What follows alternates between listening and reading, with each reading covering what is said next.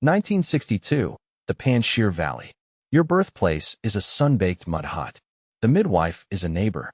Your first cry is drowned out by the bleating of sheep behind the wall. The pillars of your childhood are stones and the Quran. You memorize surahs by heart while grazing scrawny goats at 3,000 meters. There are no toys, only spent shell casings from your grandfather's war. At 12, your father hands you the Burr, an 1895 Lee-Enfield. It was killing Englishmen when your grandfather was a boy. It is 3 times your age. December 1979. A roar tears the sky. You see iron birds, Mi-24s. They fly so low the downdraft blows off your hat. The Shiravi enter Kabul. From the mountain, you watch the road, an endless steel serpent of tanks and BTRs. You have never seen so much iron. You think, Allah, can such a thing even be defeated? A pilot fumbles his coordinates. Your village turns to rubble in 10 seconds. You return from the pasture to find only your sister's severed hand in the dust. You do not cry. You pick up the Burr. Your weapon is a .303 Lee-Enfield. An English classic, heavy as sin, but it hits at 800 meters. The Shiravi's Kalashnikov only reaches 400. You have long arms. Your uniform is a Parahan Tunban, a long shirt and baggy trousers. They stay cool by day and warm by night. The color of dust is your perfect camouflage. You dissolve into the mountains without the need for digital patterns. Footwear. The Soviets wear heavy tarpaulin boots, but you wear plastic sandals on bare feet. They are light. They cling to the rocks like claws. But in winter, your toes will freeze. The patu, a wool blanket. By day, it's a cloak. By night, a sleeping bag. In battle, it's a stretcher for a fallen comrade. It is your home, carried on your shoulders. Your ration, a dry flatbread, naan, and a handful of raisins. You can march on this fuel for 3 days. The Soviet soldier requires stewed meat and a field kitchen. You are autonomous. Your primary weapon isn't the rifle, it's your prayer beads. You believe that if you die in battle, you enter paradise. The Soviet soldier only believes in his discharge. Your motivation is stronger. Altitude, 3,000 meters. The air is thin. The Shiravi gasp for breath, nauseated by mountain sickness. Your lungs are wider, your blood thicker. You run where they crawl. You take your position in the Zelyanka, the green belts and vineyards by the road. You wait for the convoy. The rule is simple.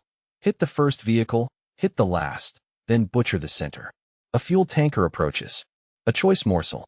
One shot with an incendiary round creates a bonfire that reaches the heavens. You align the front sight with the Kamaz cab. Bang! The old Burr kicks your shoulder like a mule. The tanker erupts like a torch. The convoy grinds to a halt. Panic. Soldiers leap from their armor and fire blindly into the scrub. But they have a ZSU 23-4 Shilka. For barrels. It simply saws down the vineyard, and you with it. You press into the dirt. Bullets shear the branches above your ears. Allah, save me. You do not stand and fight. You shoot and vanish. This isn't cowardice, it's tactics. While they deploy their guns, you are already on the opposite slope drinking tea. That evening, you scavenge the burned truck. The weapons are melted, but you find a tin of condensed milk. White tin, blue label. It is the most delicious meal of your life. Ammo runs low. The commander speaks. We are going to Pakistan. Beyond the ridge are refugee camps and American money. There, you will become a real soldier. Pakistan, Peshawar. Here, death is sold by the pound. Grenade launchers sit next to fruit crates. American dollars, Arab gold. War is a bazaar. You trade in your old Burr for a brand new AK-47. A Chinese model with a spike bayonet. The steel is soft, inferior to the Soviet version, but it fires in bursts. You feel the power. They teach you to shoot helicopters instead of goats. Your instructor is a white man in glasses. CIA. He smiles and hands you a stinger. You don't know his language, but you understand his gestures. Your task. Deliver the cargo to Panjshir. 50 donkeys loaded with mines and ammunition. You travel on foot. The donkey carries the war on its back. The rule of the caravan. A donkey is worth more than a man. If a donkey falls into the abyss, the commander will execute you. If you fall, they simply find a new porter.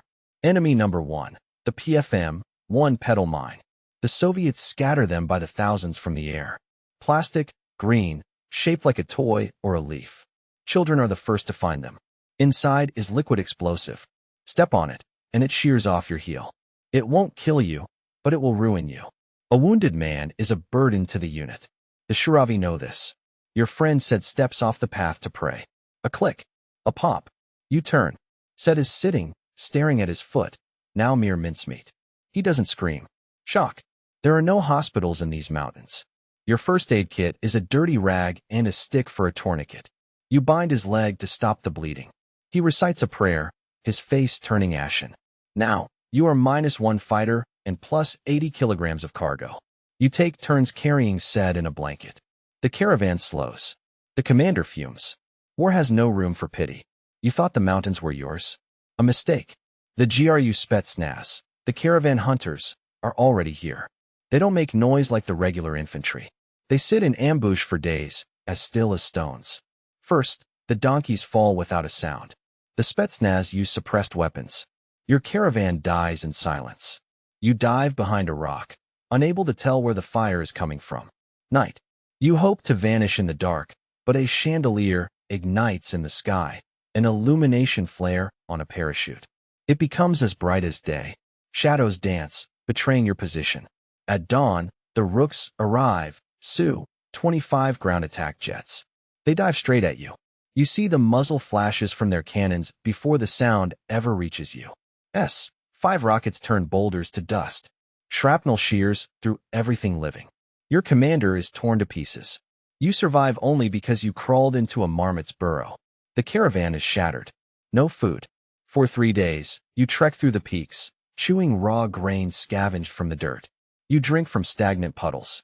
Your stomach knots in spasms. To get home, you must bypass a government checkpoint. The Sarbas. They are fellow Afghans, but they serve the Shiravi. By day, they shoot at you. By night, they sell you passage. You return to Panjshir empty-handed and friendless, but you have your rifle. You are no longer a shepherd. You are a veteran. You know the taste of blood and the sting of defeat. You sew yourself a liftchick, a chest rig, out of a captured Soviet rain cape.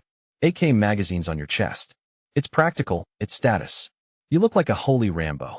Your dream is a pair of sneakers. Sandals are fine, but Adidas, or even the Soviet knockoffs, mean prestige. You strip them from a dead Spetsnaz soldier. Now, you run faster than the wind. You learn to read the terrain. A small pile of stones on the shoulder is a marker. It means an ambush is set. You place your own stone. Things will get hot here soon. Your best friend is the RPG-7, the Shaitan tube. Simple as a shovel, reliable as a brick. Its shaped charge burns through half a meter of steel, like an opener for tanks. The golden rule of the RPG, watch the backblast. The jet of fire screams 30 meters from the rear.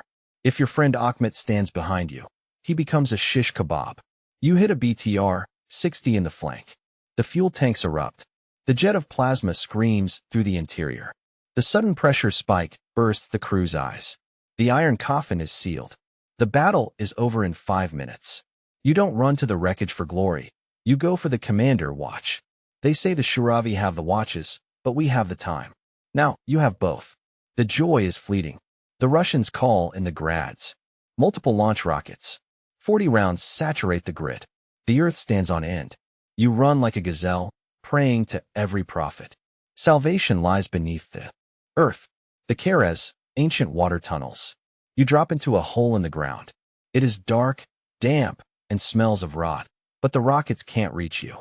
Beneath the surface is a hidden city. Caches, hospitals, mosques. And rats. Massive, bloated rats that feast on your rice. You sleep beside them.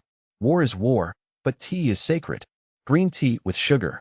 You sit in a circle in a filthy cave, sipping from small bowls and laughing like children.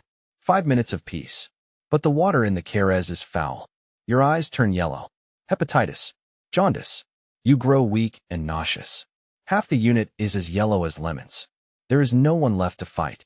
You recover, and you return to the front. Next, the Zelyanka. River valleys choked with brush and reeds. The Afghan jungle. Visibility is 0. Death waits behind every leaf. You learn the art of cruelty. You booby-trap the corpse of a fallen soldier, a grenade with the pin pulled tucked beneath him. When his comrades come for the body, they vanish. This is a war without honor. But the Russians have their own specialists. A sniper with an SVD. He stays on the heights for days. He has already taken 3 of your friends. You call him Shaitanai. You decide to end him. You use a trick of your ancestors, a hat on a stick and a small mirror. The sniper bites, his muzzle flash betraying his nest. You circle around to his rear and open his throat with a knife. Now, you own the SVD, the Dragunov, the Mercedes of rifles. Now, you are the king of the mountain. Winter hits. -20 in the peaks. Sneakers slip and soak. You pull plastic bags over your socks, an Afghan life hack. Your feet sweat, but they don't freeze. You are wounded by shrapnel.